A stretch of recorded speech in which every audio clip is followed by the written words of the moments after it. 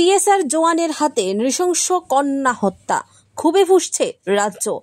ত্রিপুরায় আবারও রক্তহীন করা এক ঘটনা। বেহালাবাড়ি এলাকার বাসিন্দা রথীন্দ্র দেববর্মা টিএসআর 10 নম্বর ব্যাটালিয়নের জওয়ান, এডিসি খুমলুং হেডকোয়ার্টারে কর্মরত।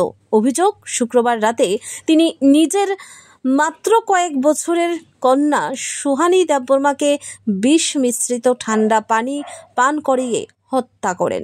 কারণ একটাই, সে মেয়ে হয়ে জন্ম নিয়েছে।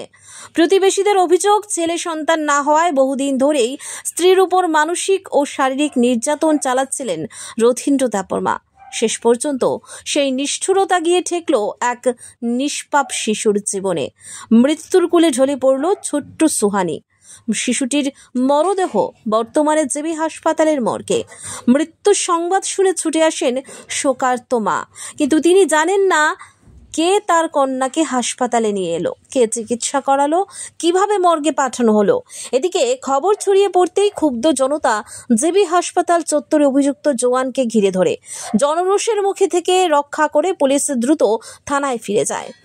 সন্তানহারা মা প্রকাশ্যে স্বামীর মৃত্যুদণ্ডের দাবি জানিয়েছেন।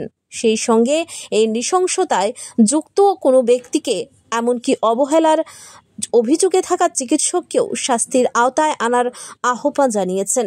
রাজ্য জুড়ে এই ঘটনা নিন্দার ঝড় তুলেছে। যেখানে প্রধানমন্ত্রী বেটি বাঁচাও বেটি পড়াও বার্তা দেন, সেখানে একজন আইন শৃঙ্খলা বাহিনীর সদস্যই নিজের কন্যাকে হত্যা করলেন।